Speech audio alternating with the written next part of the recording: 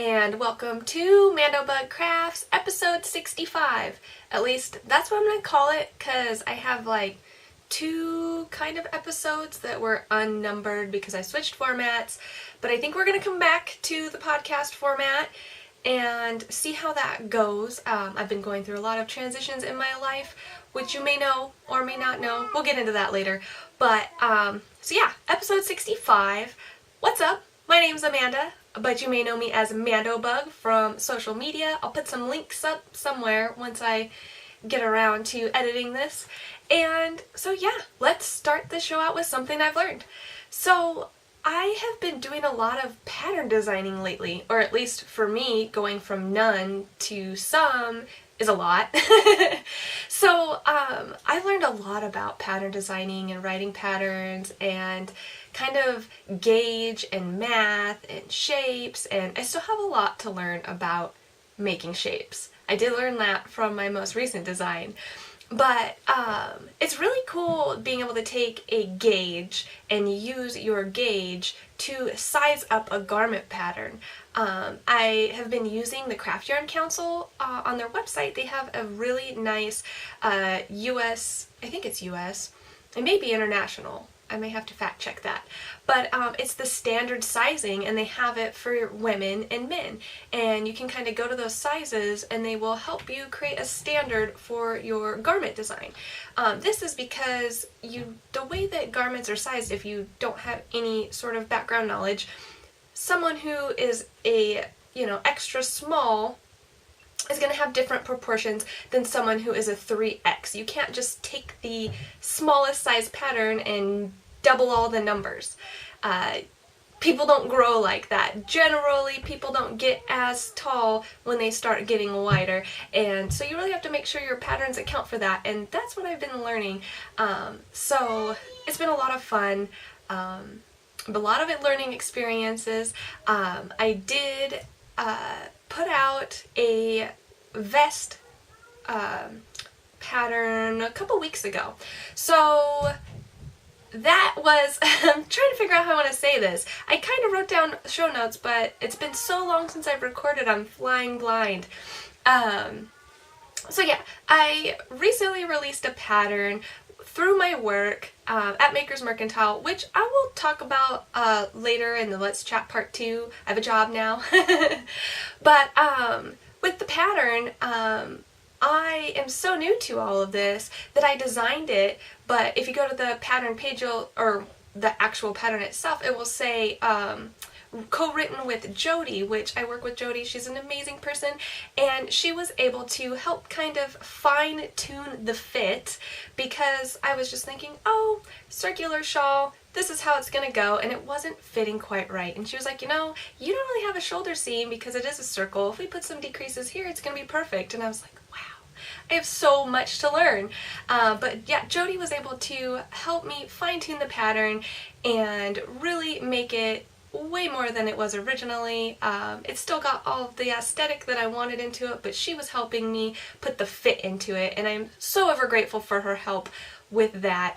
She also tech edited the pattern, which I'm learning is so important as I get into my designing career, especially garments. Like I was talking about the sizing earlier, once you start getting up in those numbers, you really need someone to double check your math, double check your sizes, and tech editors are amazing for that.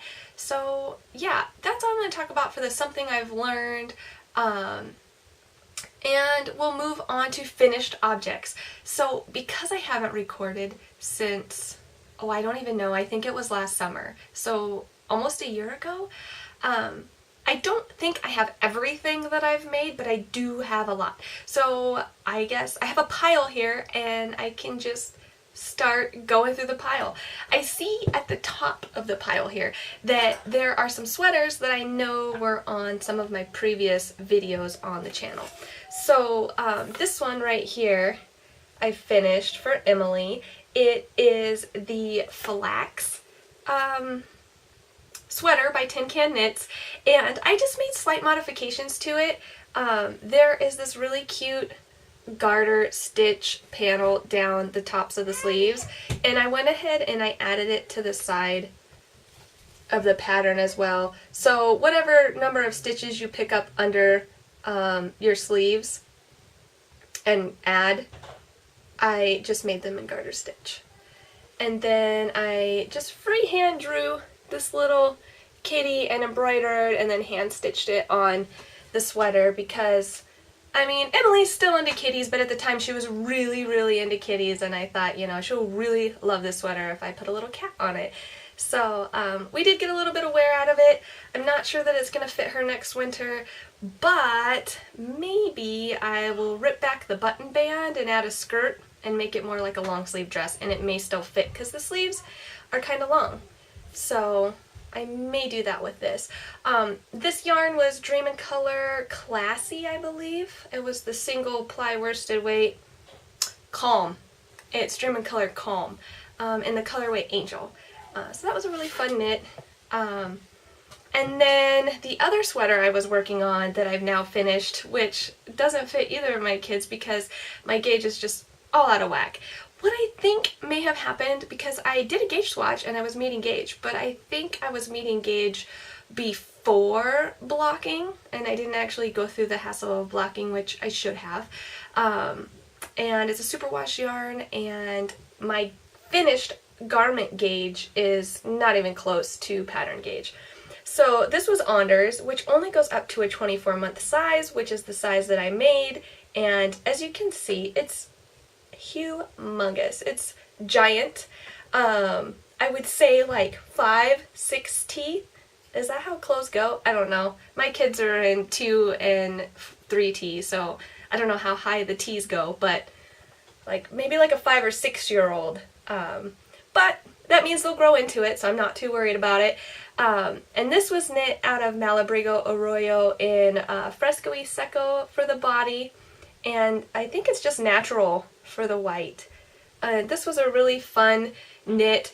My only concern, and this may just have been my gauge at the time, there's this braid in here that's called a vickle, and you can see it right, sorry, my camera focuses, you can see it right along the top of the ribbing portion, and you can see those first set of stitches after the vickle braid are really loose and kind of holy. And I don't know if that's just a characteristic of the vickle or if that was just my gauge, but you can see it's just really loose. The same details put on the sleeves, and you can see again that first row of knit and purl is just like really loose. So I don't think I was doing the vickle braid incorrectly, but maybe because it was new my gauge was just way off, or maybe it's a characteristic of the stitch itself. I'm not sure, but it's not like, doesn't make me hate it. I still really, really love the sweater. It's so cute. So yeah, I finished that. And let's see what else I have in my pile. Oh, I finished a couple of these Baa-ble hats. So the pattern was free for a while. I don't think it's free anymore, but I had a free copy. I knit this first one out of acrylic just to kind of get a feel for the pattern. I had to cut a ton of rows out of this top portion here where you kind of have that color work because it was really, really, like, I was noticing it was going to be way too long, and I don't think the original pattern was a slouchy hat, but even with as many rows as I cut out, which was like at least 10, it's still longer than a beanie, because if you've been watching the podcast for a while, or years ago, you know that I'm more of a beanie person, and I'm a rolled brim beanie person, which this is not quite long enough. Maybe had I kept the stitches in, I could do a rolled brim beanie and I would have been happy. But yeah, so I wanted to get a quick knit out of the way for myself, and so I did one for me, and then I wanted to modify the pattern for my kids because it's just a one-size-fits-all adult, and with color work you have to determine the length of the repeats and then do your gauge math and what's going to work for the kids. So I made one for Jack, which unfortunately I don't know where it is, and it doesn't really matter because it shrank anyways. So it doesn't fit anybody. I used 100% wool, and somehow it got into our laundry and got through the wash and completely shrank down to like doll size. So I don't have that one anymore. Jack's gonna need a new one. But I recently just bound off Emily's, and so I made her pink, her sheep hot pink, or it's more of a magenta because she's really into pink at the moment. For the body, I think I used some Madeline Tosh, but I don't remember the color name. It will be linked on the pattern page, and which will be linked in my show notes. And then the pink was left over from her sweater, which was Lorna's Laces Shepherd Worsted. Is that what that's called? And then the top was some spun fiber company I got from as a reward from the Kickstarter, and I just thought it was a perfect variegated sky color. So, unfortunately, I didn't write down how many repeats I cut out. But I think I just cut a third of the hat out. Because I think the hat had 4 repeats of the chart, and I think I only cut 1 repeat out. Because they're kind of long, because you have the sheep, different size sheep at different angles. So I think I cut an entire one of these out to make the smaller hat, and I definitely cut rows out. I don't remember how many. I just kind of eyeballed it and then stopped and started doing the crown decreases when it looked like it was long enough, because Emily has this habit when she puts her hats on, she pulls them down as far and tight as they will go, and if they go into her eyes, she won't wear them. But she loves hats, so I don't want to make her a slouchy hat, because I did have one that was a little slouchy and she hates it, she won't wear it. But this one fits just perfectly. And then speaking of hats for Emily, I crocheted her this little hat. At work we had these little mini skeins of sueño, haiku sueño, and I had never worked with sueño before, so I just picked up 2 little colors that I thought would make a nice hat for Emily, and it was just enough to make this small hat. So it was a little shorter than I wanted, but again, it's a beanie, so it worked for her. And I was just playing around with some stitch designs. This is a made-up pattern of my own, and I'm going to be making some modifications to it to kind of fine-tune and finesse how it goes. I'm learning as I design that because I don't know a lot about shape and construction, I kind of have to make a couple samples and fine-tune them before I really get what I want. If you followed me as I was designing the hollow web shawl, that's exactly what happened. I made one, then I had to make another one to fix everything that I didn't quite like, and it takes me finishing the whole thing before I realize what I do and don't like about the first prototype. So this is prototype hat, but I will be doing it again, and I think I can tweak it just a tad to make these sections look like hearts, and so it will be more like a heart striped, almost chevron shell hat. So that I will be playing with in the future. And then more finished objects. This one, oh, I guess this is my last one. Oh no, I just had it in the wrong pile. There's more. This one is massive and was a lot of fun, but I'm not totally in love with it. So let me show you the best I can. We start here.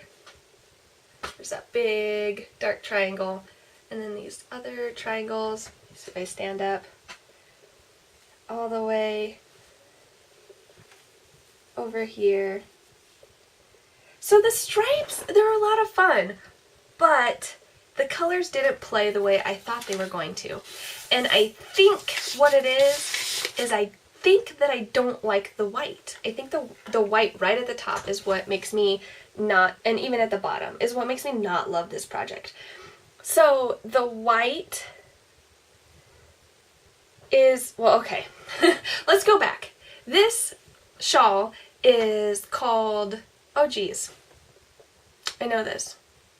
It's by Josh Ryks, and it's called, no,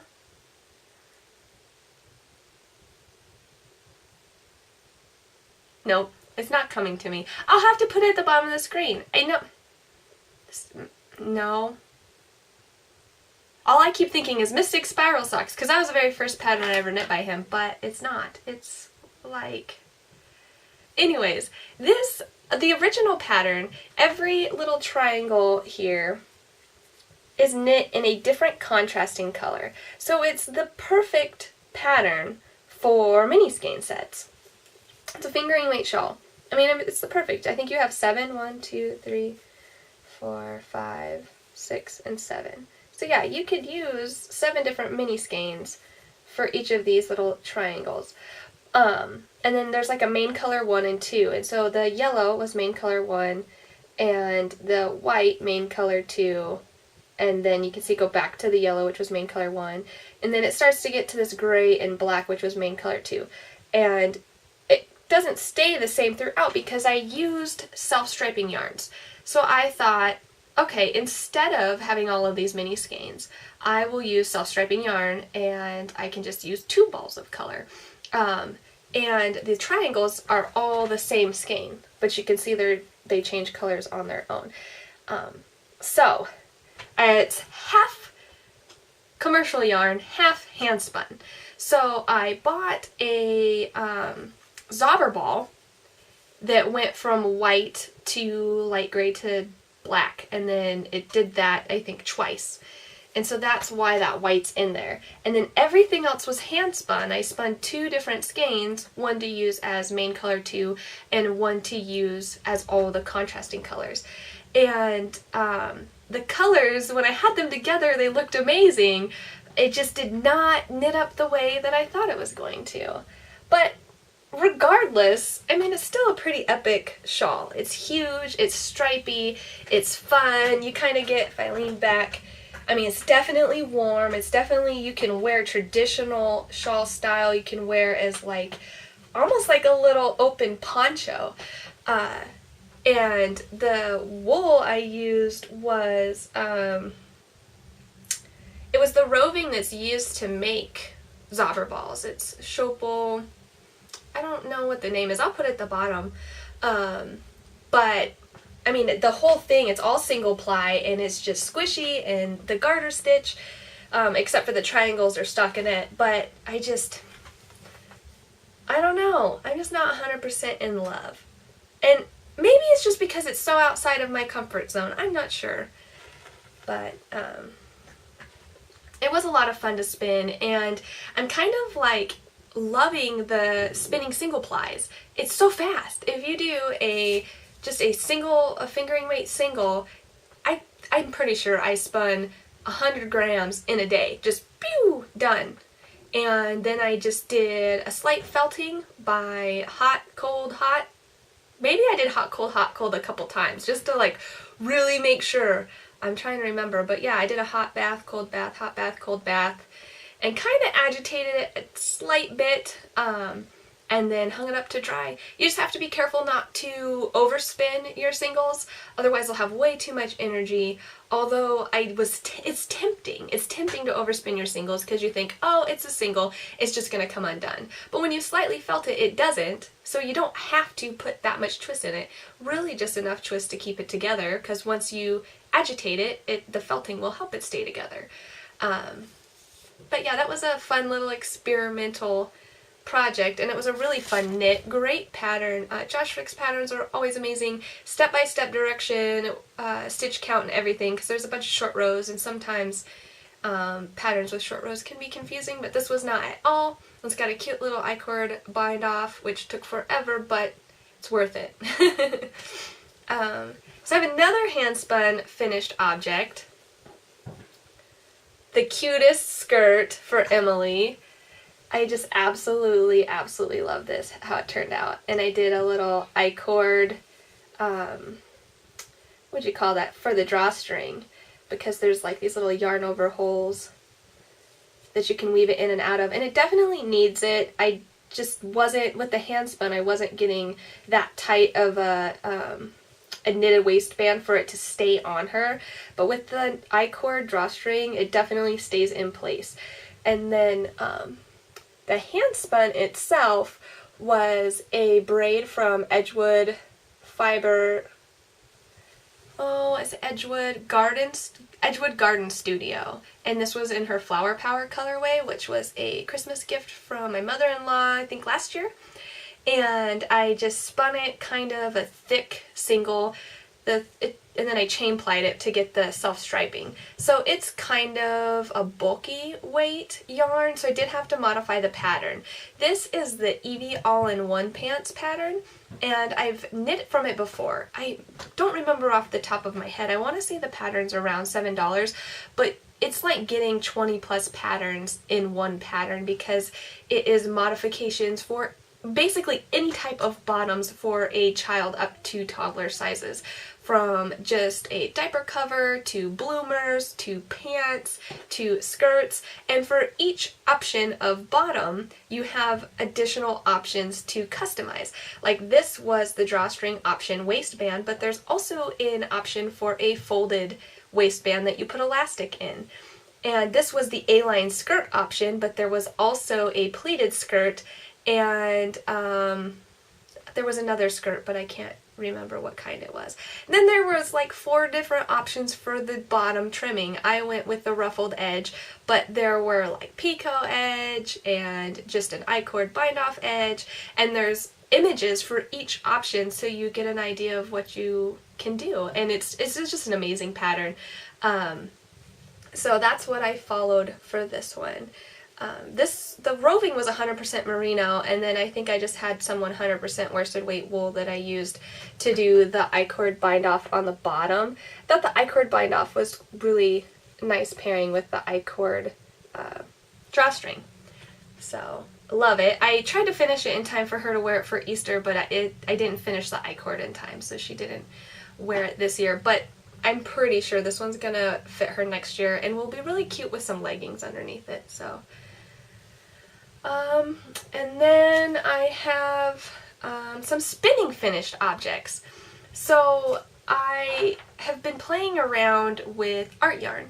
So JC Boggs Faulkner, I'm pretty sure that's her name, has a Craftsy class on art yarn, and I got it, I think, during one of Craftsy's sales, and I just got around to playing with it. So I had this fiber that I picked up when I was visiting family in California, and I had originally picked it up to gift to a friend, but then after looking at it further, I realized that the fiber was kind of felted. It was dyed by an indie dyer, and I think sometimes when indie dyers start out, that happens, or they may not realize that it happened.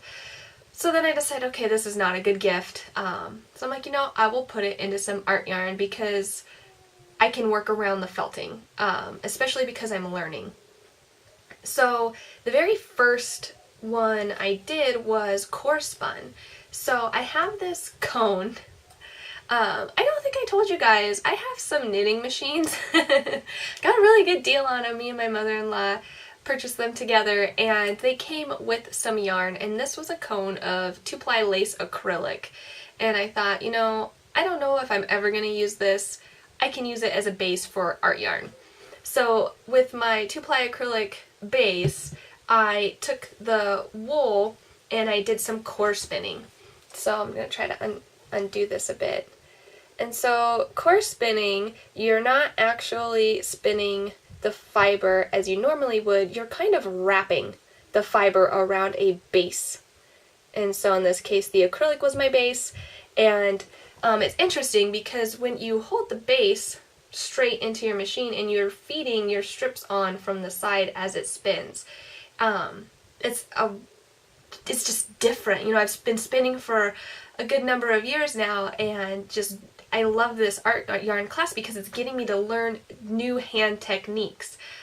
Because coming in from the side it just felt so strange at first.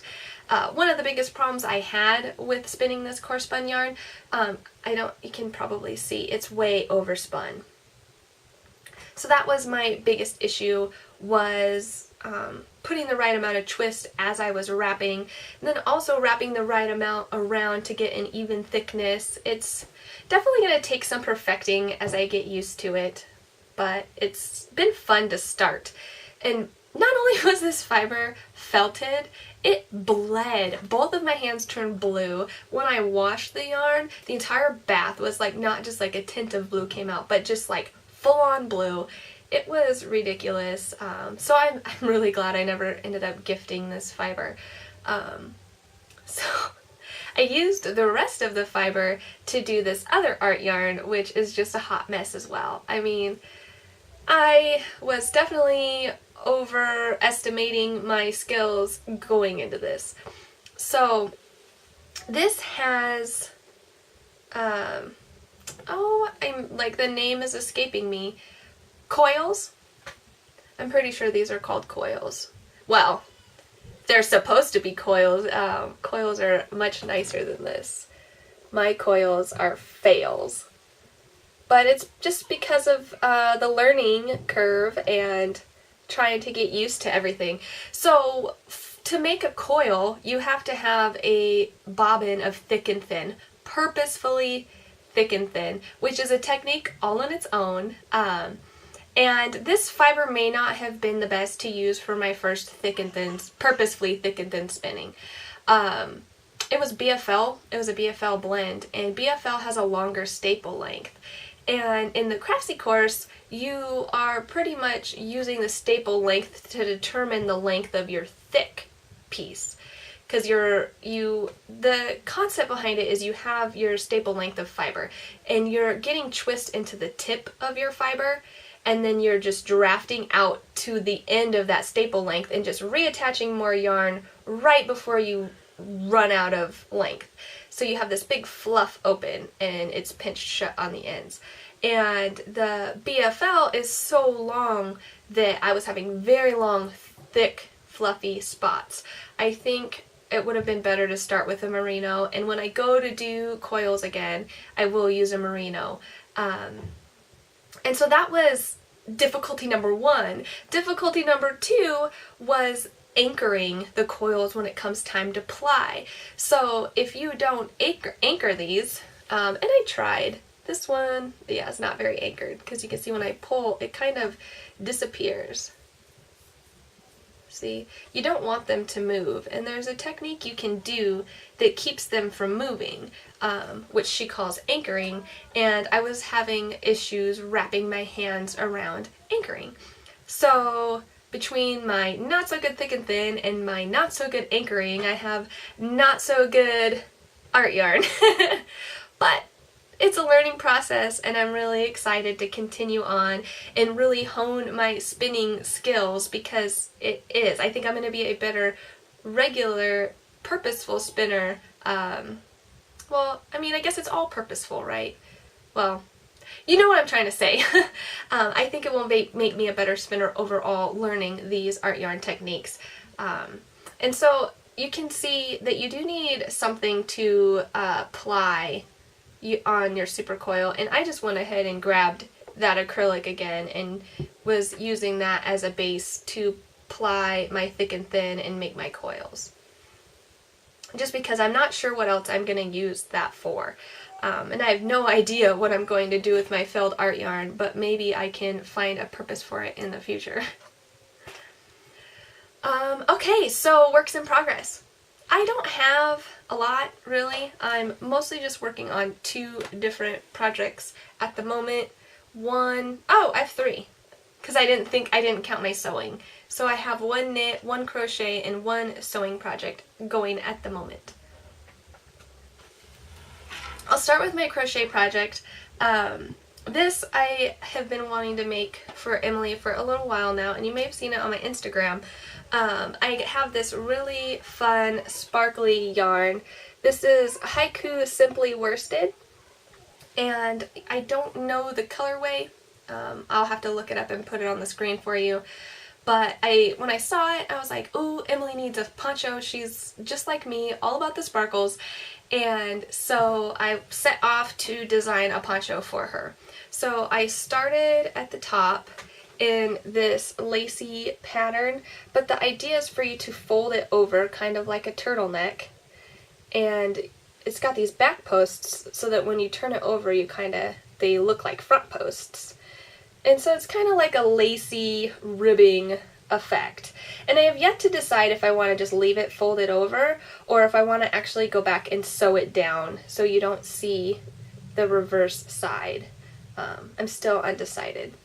And then the rest of the poncho is just in a linen stitch, which is a really fun stitch where you do a single crochet and you chain one, and when you go work your next round you're working in the chain one spaces from the previous round. So it does kind of look, let me get close, it does kind of look woven. So I am, let's see if I show you this way, I'm just a little over halfway, I'd say, down her body, and I think when I near the end I'm gonna pull this lace pattern as a little trim and then maybe do a border, and that will be her project. So Simply Worsted is kind of a heavy worsted weight. I think I've been using a K hook, which I don't remember the millimeter size, I'll put it on the screen. But it's been a lot of fun, and it's nice and squishy. And then another project I've been working on, which is kind of a long haul project. I picked this up back in January for the knit along, and I did not complete it in time. But that's because this is a giant project. So I have been working on the Betwixt blanket cape by Rempe of Cater Tater Knits, and I am pretty far into it, and I'm in the middle of a row, of course, so it's going to be interesting how I'm going to show this to you, because this is massive. I'm knitting it, I had to go down a couple needle sizes because I'm a loose knitter. Let me see, I think I'm knitting it on US size 6, but the pattern calls for 8s. Yeah, I'm on 6s. But I'm knitting it out of Hikoo Kinsey. This is Gray Salt and Malbec, and you know, that's pretty accurate right there. I'm getting used to my new craft room. I have pretty good light, so I'm pretty happy with that. No camera, I don't have any additional lights set up. This is all natural, so I prefer to use the natural when I can. But the Malbec is kind of like a darkish, bluish color with some light purple flecks. And the, I think this is called Gray Salt. I'll have to check that out. Maybe it's Seal. I don't even. But it's like a soft heathered gray with some black flecks. Paired in color work, it definitely looks black and white, which, I mean, look at what I'm wearing now. It's not really surprising that this is what I chose. But this is a free pattern on Ravelry, and it's massive. So, and especially because I'm in the middle row, it's going to be difficult. So you have two fronts. Oh my, how am I going to do this? So here's the bottom of one front, and it goes all the way to where I am now. So I made two fronts, and I connected them, did some neck shaping, and now I'm knitting down the back. So here's my neck hole right here, and I'm knitting down the back, and I'm in the middle of a color work row right now. But if I let me see if I can put this on. Should be extra interesting because I have the cord, but they're not connected. So, and let me see if I can back up, move my chair. You can see my craft room is still a complete mess. I'm slowly unpacking and organizing, and it's just, you know, it's the bottom of my priorities. So, let's see, here is one front. See, I mean, this thing is massive. One front, and it hangs, and this is not connected, it's just my cord here. The other front, and now I'm knitting down the back. And so it's like this really fun, let me take this off, this really fun kind of blanket, poncho-ish wrap. And it's just massive, and you just wrap it around yourself and cuddle up. And this Kinsey is such a nice blend of fiber. It's 50% merino, 25% nylon, 10% angora, 10% alpaca, and 5% silk noils. So it's something you want to wrap yourself in.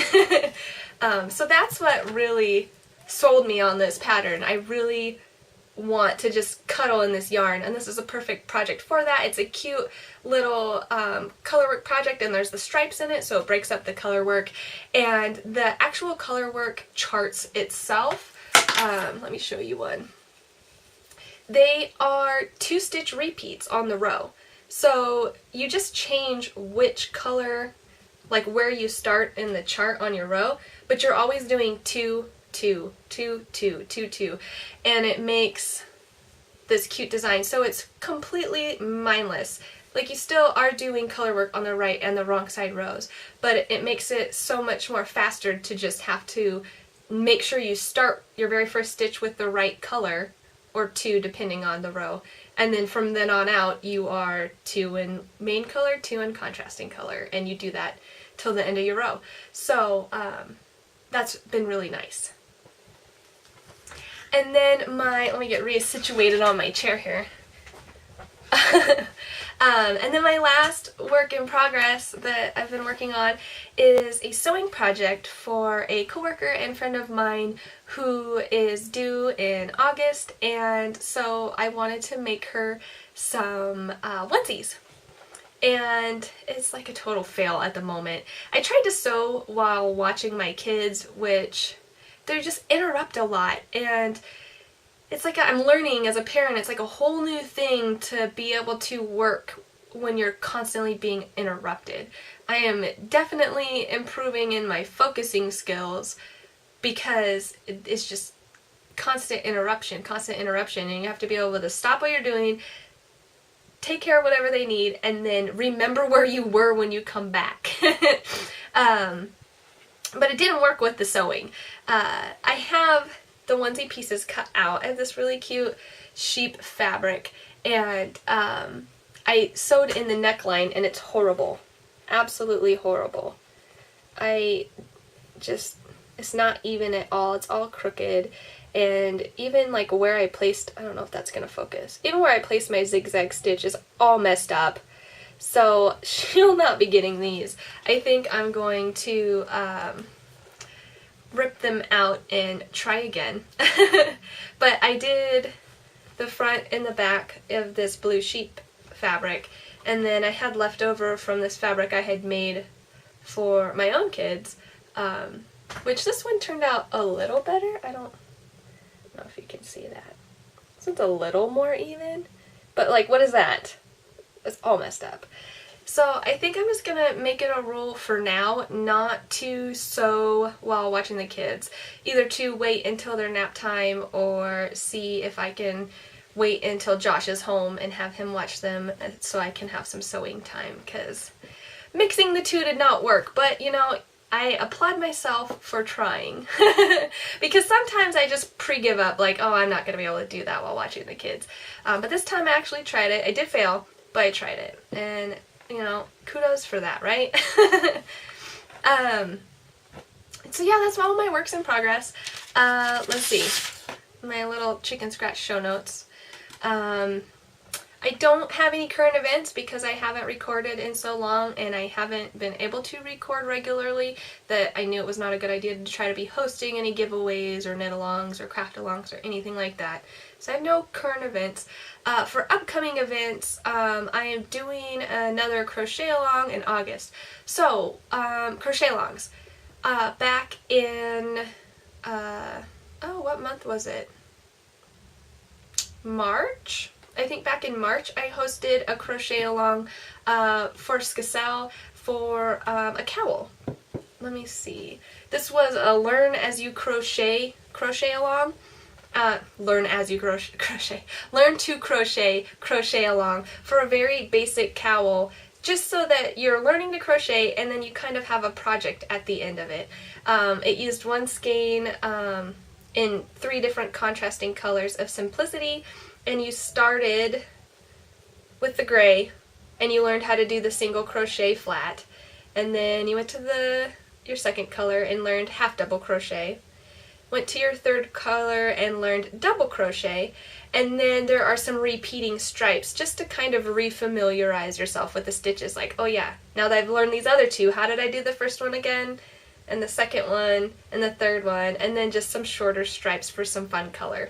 And it's long enough for you to be able to double it over. So the crochet along for that is over, but the videos are also available online, and of course the pattern's available for free on Ravelry. So if you're a knitter and are thinking about learning how to crochet, all of the material is still available online, and you can go ahead and teach yourself like that. And of course, if you have any questions about anything, you can always contact me on Ravelry about it. So I'll link to that in the show notes. But so that was my first crochet along together, which we were calling Cat. It was my first cat with Skacel, and the second one is coming up in August. It's more of an adventurous beginner intermediate pattern, and it is going to be called Ripple As You Go. It's kind of a long shawl, like a rectangle shawl or stole. And in this crochet along, you'll be learning how to do, if you had just done this one and wanted to adventure into some more fun things, you'll learn things like a treble crochet, a picot, how to work in the round, how to make motifs, and how to join them as you go. So it'll be a really fun one, and even if you already know how to crochet, I think it'll be a fun design to just join along in the crochet along. Skacel gives away prizes. They host it in their Ravelry group, so it's definitely something that's worth checking out if you're interested in something like that. I think for the Easy As 1, 2, 3 cowl, the top prize was a set of crochet hooks. So they're really great prizes too. So that is upcoming in August. And then for Check It Out, where did I put it? Just a second. There we go. For Check It Out, I wanted to share with you this cute, oh my goodness, how cute is this button? It's the cutest button ever. This is one of a kind. I didn't double check before I recorded today to see if she has these buttons online or if it's just a local thing, because this is a handmade ceramic button from Oregon. My mother-in-law went to the Vashon Sheepdog Trials and brought this little souvenir button back for me, and she got one and her friends got one, so we all kind of have one. And I just think it's the cutest little button ever. She said it was the most orange one that she could get me, and I love it. I love the little swirls. And so I am thinking about designing a cowl just to go for this button. I found this yarn in my stash, and I think it goes perfectly. This is Spun Fiber Company's, one of the Kickstarter reward yarns.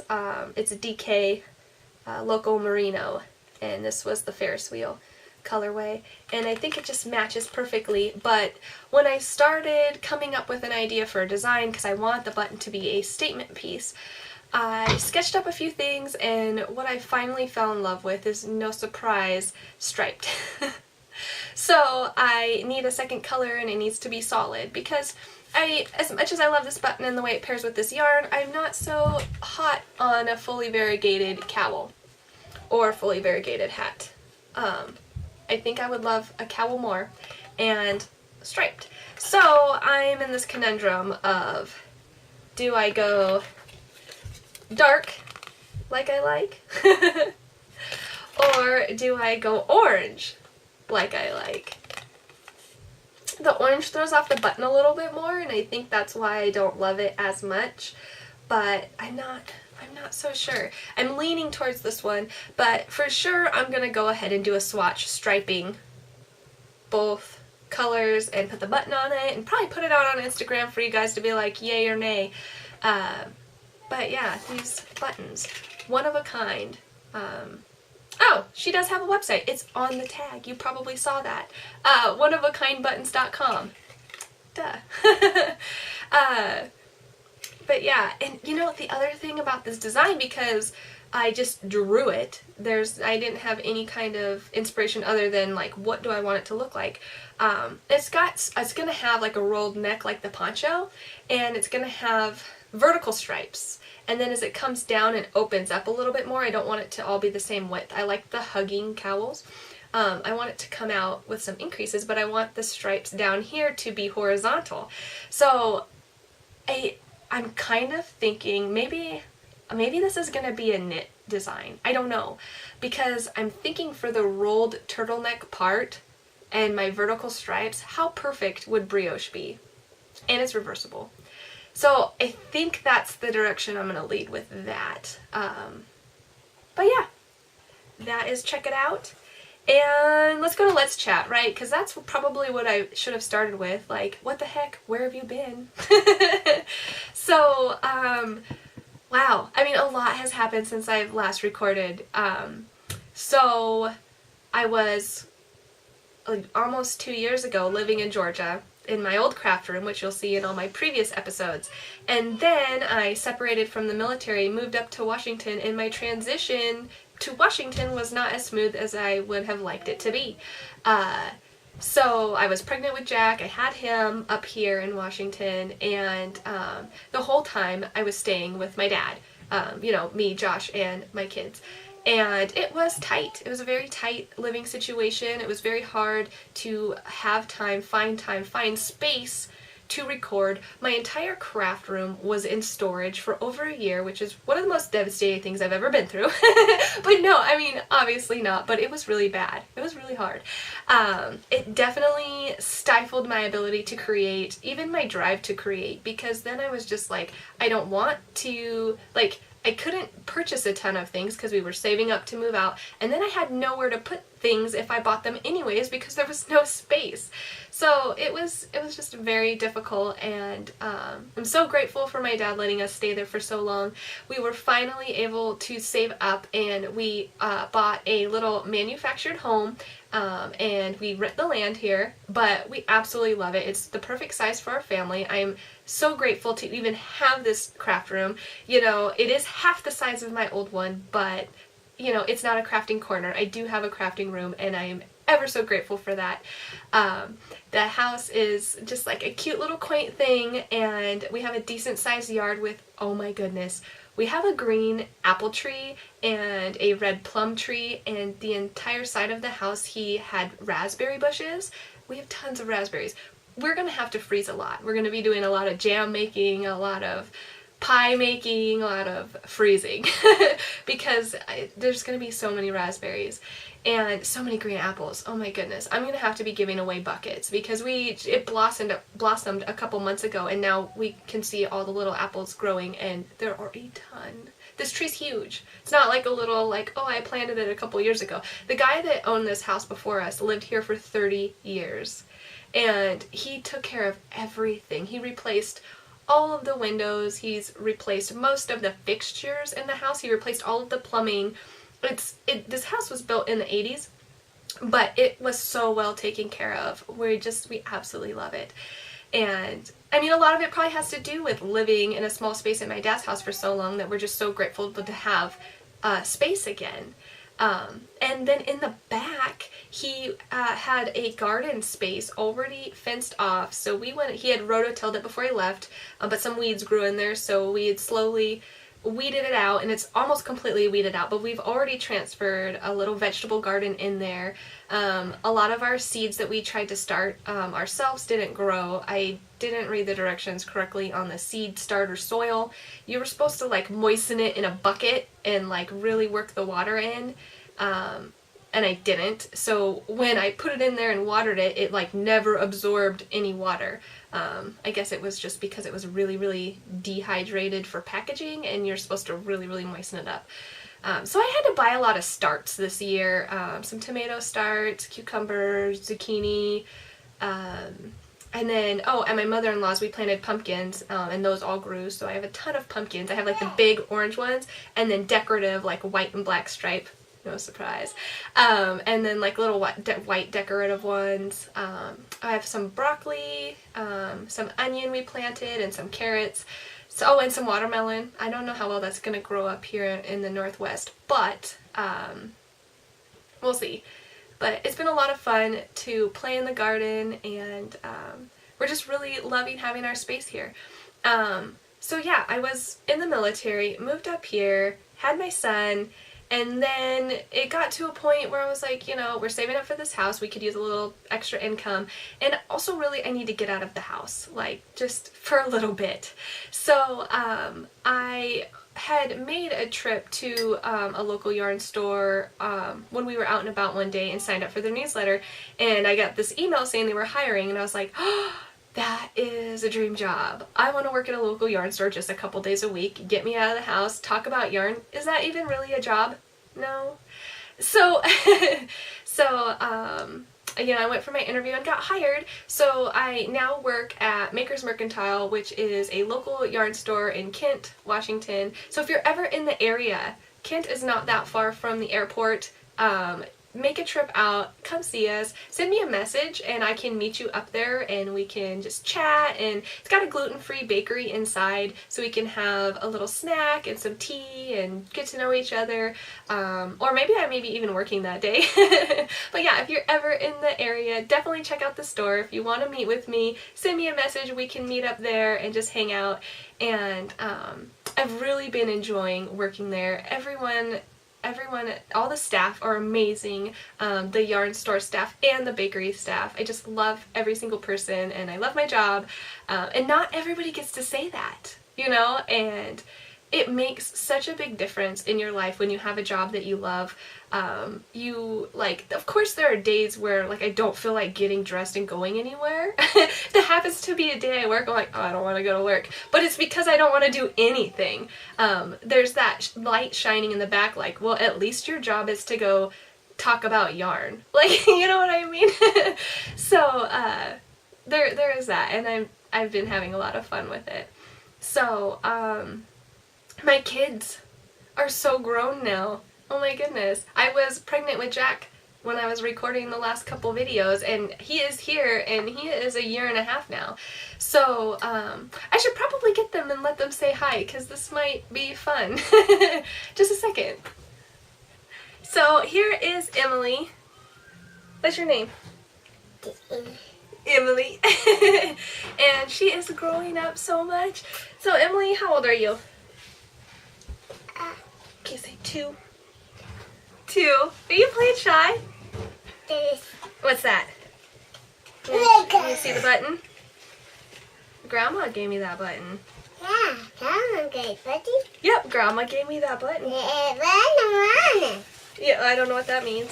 She's talking a lot, but a lot of it we still don't understand. Some of it's pretty clear, and then I feel bad because she's really trying, but I don't know. And like the other day she's like, Mommy, zombies, zombies, zombies. I'm like, zombies? What is zombies? And so we had been playing Plants vs. Zombies, and that's what she wanted us to play, Plants vs. Zombies. But she said zombies. So, it's been a lot of fun. Jack's down here getting in my yarn. Come here, Jack. Can you see yourself? America. That's you! Yeah. Oh, now Emily's getting jealous, because of course that's what happens. Hi! Hey. Hi! So, Jack loves yarn. Like, ridiculous. I can't leave it out because he carries it around the house and plays with it. Like, he was in here and that's the first thing that he went for is the yarn. I mean, he prefers... He prefers the balls of yarn, which I prefer him to have those too, because the hanks... Emily messed up one of my hanks once. I was able to salvage it, but I will never let them have hanks again, because that was just disaster waiting to happen, which it did happen. So, oh, did you find the button too? He's been trying to talk as well, but most of it is just, you know, baby babble. But it's really cute. His hair is so short. I cut it myself because it was out of control, and the last haircut, I wasn't very pleased with the way that they cut his hair. Yay! Yay! They cut it, they left it way too... Emily, what do you have? Oh, okay. They left it way too long, and like they want me to come back and pay more, and I was like, no, the whole point of the haircut was to have short hair. So I went ahead and buzzed it and then went back with scissors and trimmed it, but I accidentally cut it a little too short on top. But I know. Daddy. Oh, that's the new thing, daddy. Daddy everything. And apparently I'm not mommy anymore. I'm daddy, daddy's daddy. Yeah, you tell him. But yeah, before I ramble on for so long, because it's been so long since I've recorded, I will let you guys go, and I'm hoping, I'm hoping to record weekly again. I think I'm going to go back to the podcast episode format, just because I think that will fit better in my life now that I have a space and a time, and I think the shorter videos that I was shooting for aren't going to be as realistic to do now. So I'm just going to go with the flow and see how this goes. So yeah, hopefully I will see you next week. Until then, happy crafting. Can you say bye? Can you say bye? Yeah, that is blue. Can you say bye? Bye. Bye. Oh, you say bye now. Bye. Bye.